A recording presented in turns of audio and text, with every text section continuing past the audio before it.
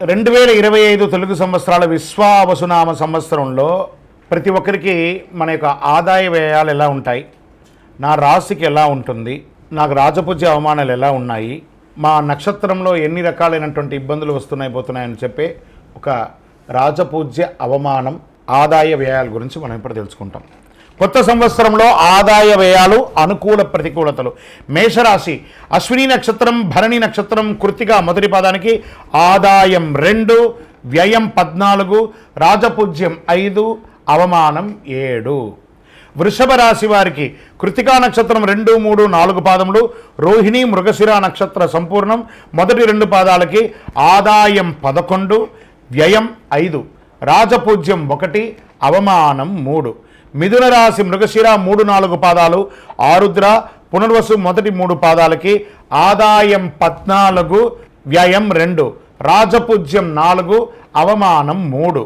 కర్కాటక రాశి వారికి పునర్వసు ఆఖరి పాదం, పుష్యమి ఆశ్లేష నక్షత్రం వారికి ఆదాయం 8, వ్యయం 2, రాజపూజ్యం 7, అవమానం 3.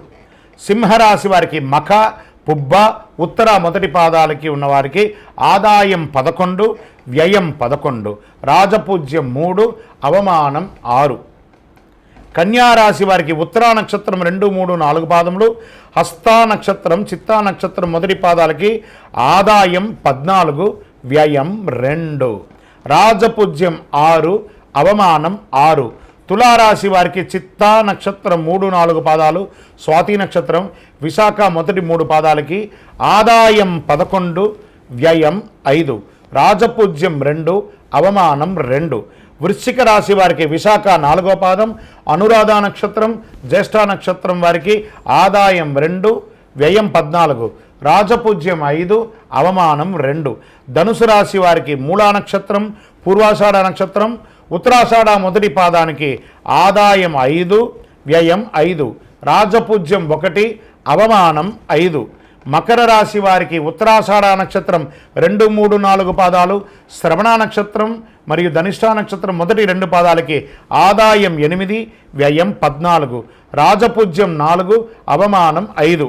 కుంభరాశి వారికి ధనిష్ఠ 3, 4 పాదాలు, శతభిష నక్షత్రం మరియు పూర్వభాద్ర నక్షత్రం మొదటి 3 పాదాలకి ఆదాయం 8, వ్యయం 14, రాజపూజ్యం 7, అవమానం 5. మీనరాశి వారికి పూర్వభాద్ర 4వ పాదం, ఉత్తరాభాద్ర నక్షత్రం రేవతి నక్షత్రం సంపూర్ణ వారికి ఆదాయం 5, వ్యయం 5, రాజపూజ్యం 3, అవమానం 1. ఇలా ఆదాయ వ్యయాలు, రాజపూజ్య అవమానాలని కూడా మన నక్షత్రాన్ని తీసుకొని విశ్వావసునామ సంవత్సరాలు మీ నక్షత్రానికి ఎన్ని రకాలుగా ఇబ్బందులు ఉన్నాయి, ఆదాయం మీ సంపాదన, వ్యయం అంటే మీరు చేసే ఖర్చు, రాజపూజ్యం అంటే మీరు పొందే గౌరవం, అవమానం అంటే మీకు ఆల్రెడీ తెలుసు ఏమేమి ఉన్నాయో. ఆదాయ సంఖ్య కన్నా వ్యయం సంఖ్య తక్కువ ఉంటే సంపాదించిన దాంట్లో కొంత దాచుకోవాలి, ఆదాయ సంఖ్య కన్నా వ్యయం సంఖ్య ఎక్కువ ఉంటే సంపాదించిన దానికన్నా ఖర్చులు భారీగా పెరుగుతాయని అర్థం. ఆదాయ వ్యయం 2 నంబర్లు సమానంగా ఉంటే మంచి సంపాదిస్తారు, ఖర్చు కూడా అలాగే చేస్తారని అర్థం. నష్టం ఏమీ ఉండవు, అలాగే సాగిపోతూ ఉంటుందని చెప్పుకోవచ్చు. రాజపూజ్యం సంఖ్య కన్నా అవమానం తక్కువ ఉంటే మిమ్మల్ని గౌరవించే వారి సంఖ్య ఎక్కువ, తిట్టేవారి సంఖ్య తక్కువ ఉంటుంది. రాజపూజ్యం కన్నా అవమాన నంబర్ పెద్దగా ఉంటే మిమ్మల్ని పొగిడేవారి కన్నా తిట్టేవారు ఎక్కువ మంది ఉంటారని అర్థం. రాజపూజ్యం అవమానం ఈ 2 సమానంగా ఉంటే పొగిడేవారు తిట్టేవారు సమానంగా ఉంటారని దీని యొక్క అర్థం. విజయోస్తు.